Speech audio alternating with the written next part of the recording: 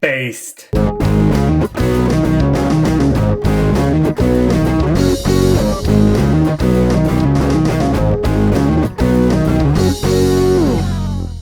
In case you're unaware of what a big deal this is the actual Twitter account of Jack Dorsey, CEO of Twitter, Jack Dorsey.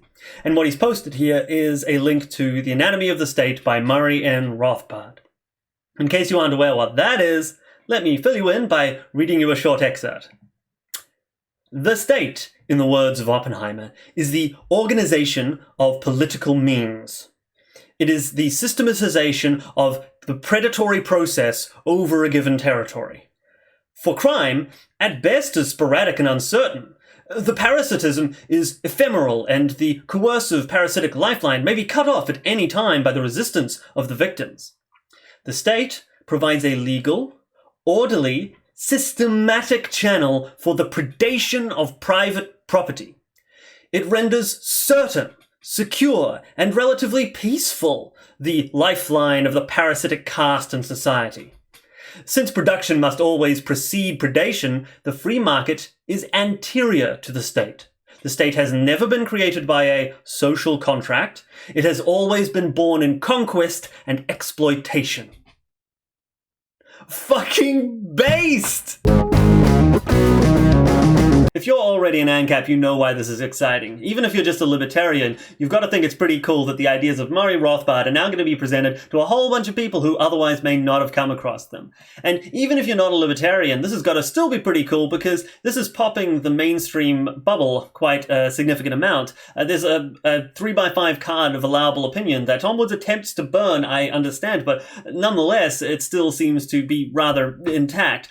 Someone from the mainstream of culture pushing out something like Anatomy of the State, that's kind of got to do some damage to it. Some people are going to see some ideas they might not otherwise have seen, and even if you don't agree with those ideas, people are still thinking outside the box if they look into them. So that is pretty cool no matter what.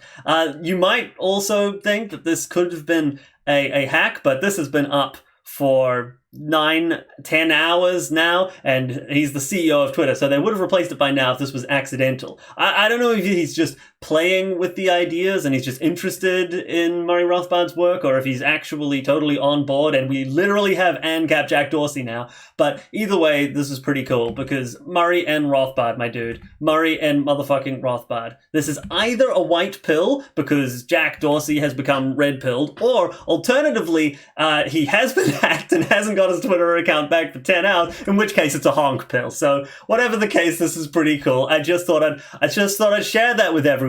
One thing that a lot of people are saying, by the way, is that there's apparently some kind of contradiction between Twitter's policy of banning people and Jack's now apparent endorsement of Anatomy of the State. For example, you've got Josh Smith here. You had banned me for posting lots of things from Rothbard. Jack, I hope that will change soon, says Josh. No, I don't think that's true. I don't think that Jack is the one who actually makes decisions about who gets banned from Twitter. He is the CEO of Twitter, so he is required contractually to defend their policies to some degree, but that doesn't mean he's the one actually making the decisions about what their banning policy is. For a start, according to Market Realist, he owns about 2% of Twitter stock, so not a controlling share. Additionally, there's tons of, obviously middle management making those sorts of decisions.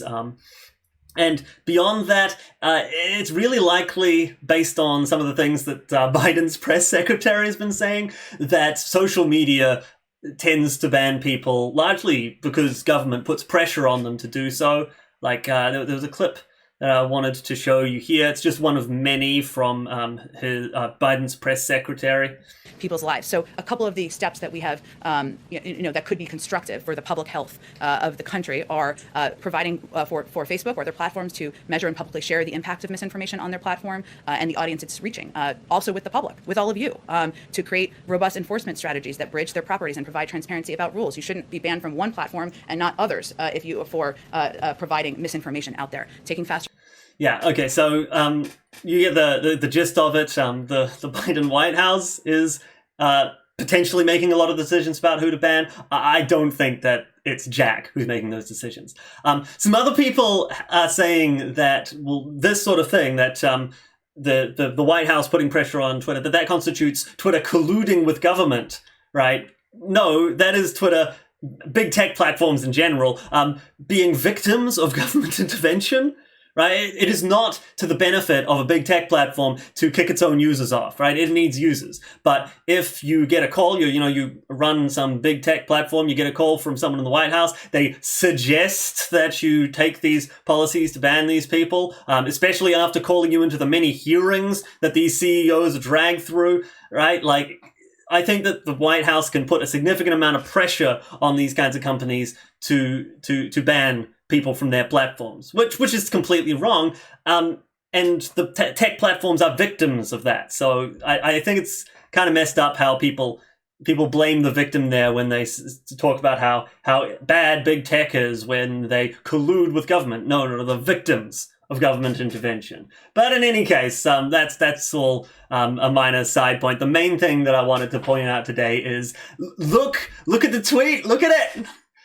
Based.